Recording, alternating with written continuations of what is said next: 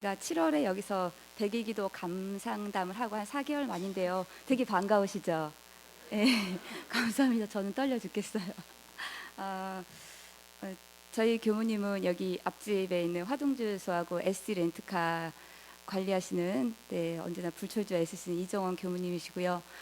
저는 야무진 듯 허당인 11살 성희하고 되게 순진한 듯 여시 같은 9살 성주, 이렇게 셋이서 맨날 지지고 볶고 이렇게 살고 있습니다. 제가 오늘 발표할 주제는 연불법의 요지인데요. 제가 1월에 그 교화 책자를 보고 28단 중앙이 연불법의 요지라는데 어떤 생각이 들었냐면 마치 그 신입교사 시험 보는 기분이 들었어요. 그 신입교사 시험을 보려면 그게 사립학교든 공립학교든 또 기간제 교사든 정식 교사든 선생님들 앞에서 수업 실현을 해야 되거든요. 그러면 제가 과목이 수학인데 그 경력 있는 수학 선생님들 앞에서 제가 수학 수업을 해야 되는 거예요. 그 지금 보면 이렇게 범 높으신 이렇게 선생님들 앞에서 감히 제가 뭘 알아서 이렇게 연불법의 요지를 얘기한다라는 생각이 드니까 마치 그때 심정하고 똑같은 것 같아요. 어쨌든 제가 준비한 대로 한번 해보겠습니다. 연불법이란 아미타불의 명호를 일심으로 부르면서 부처님의 상호 공덕을 생각하는 것이고, 나무아미타비를 청정일심으로 외우는 것이며, 천만 경계를 하나로 모으는 것이며, 1000가지 만가지 생각을 한 생각으로 만들고 그 한 생각을 계속 이어가는 것입니다. 연불은 좌선과 함께 불교의 중요한 수행 방법으로, 원불교의 경우 연불의 의미는 불교와 다르지 않으나 불교처럼 부처님의 색상이나 법신의 실상을 보는 관상연불이나 아미타불과 같은 부처님의 명호를 부르는 칭명연불이 아니라, 우리 원불교에서 연불은 사막수행 중 정신수양의 한 방법으로서 1000만 가지로 흩어진 정신을 일념으로 통일시키고 순역 경계에 흔들리는 정신을 안정시키는 공부법으로, 자기 마음이 곧 아미타불이라는 자신미타를 발견하여 자기 성품에 갖추어 있는 극락, 즉 자기 성품이 곧 극락이라는 자성극락에 돌아가기를 목적하는 공부법입니다. 그래서 원불교에서는 연불을 할 때 나무아미타비를 염송하지만 마음속에 따로 외부를 구하거나 미타 색상이나 극락 정음을 그려내지는 않고 오직 자신미타를 잡아 합의하고자 합니다. 복잡 다단한 현대사회에서 살고 있는 우리는 생존 본능에서 오는 욕심과 치열한 생존 경쟁으로 때때로 분한 일도 당하고 탐심도 일어나고 순경에 끌리기도 하고 역경에 끌리기도 하는 등 정신의 혼돈을 겪고 있습니다. 이러한 고뇌를 풀 수 있는 길은 오직 정신을 수양하여 마음의 안정을 얻는 것입니다. 정신을 수양함에 있어 외경이 요란하고 시끄러울 때 마음을 안정시키고 일심을 챙기는 데 필요한 방법으로 연불이 필요하며, 요란함이 없는 본래 마음에 귀의하고 거래가 없는 한 생각을 대중잡는 데 꼭 필요합니다.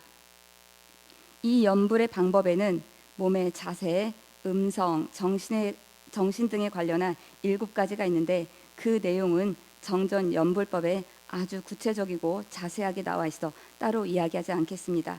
다만 그 방법대로 오래오래 연불을 계속하게 되면 산란함이 없이 지극히 고요하고 평온한 상태, 즉 삼매를 얻게 되며 원하는 극락을 수용할 수 있게 됩니다.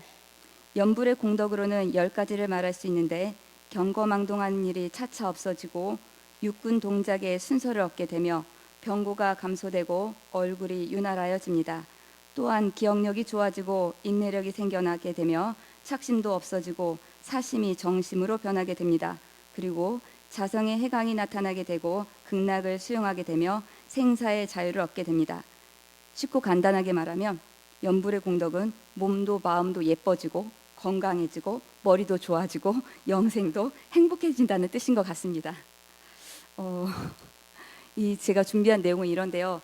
사실 되게 우리 정전에 보면 이렇게 글자를 봤더니 되게 불교 용어도 많고 그렇더라고요. 그래서 이걸 해석을 해보려고 그 원불교 그 법문사경을 보면 밑에 주석이라는 게 달려 있어서 그 단어를 하나하나 찾아봤거든요.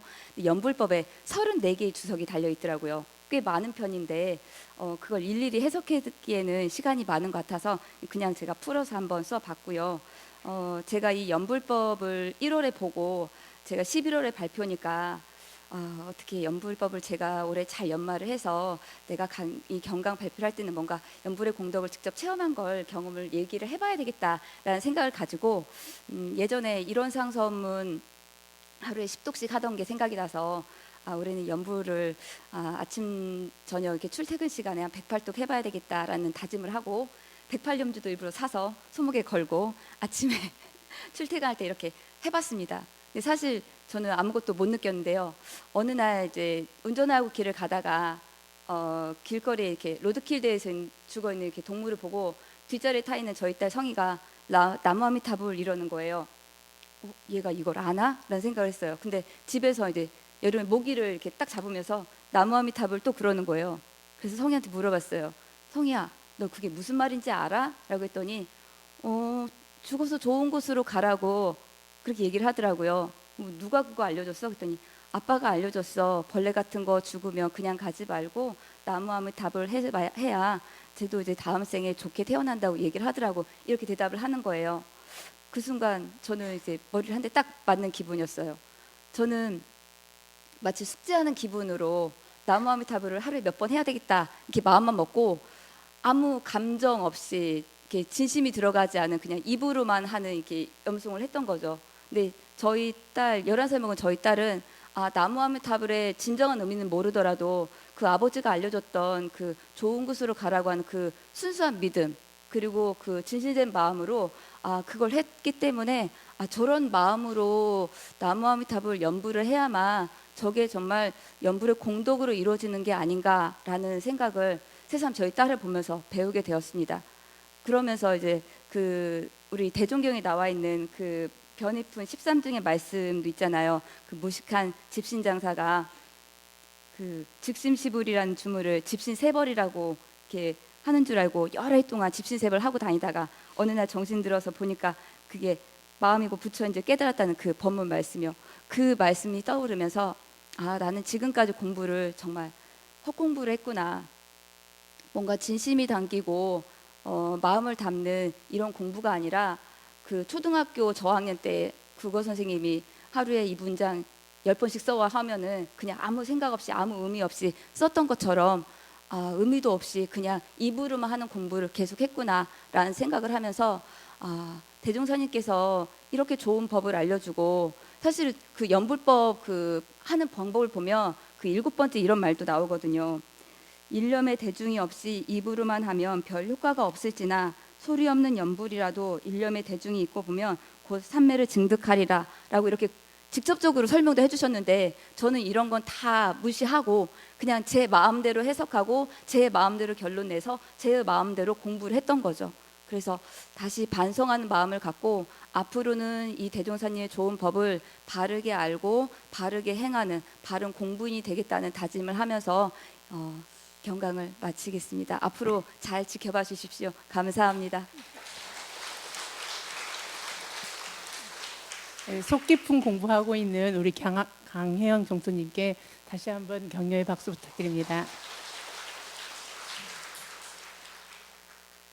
다음은 성가 시간입니다. 함께 부르실 성가는 정학의 쓸고 닦자 94장입니다.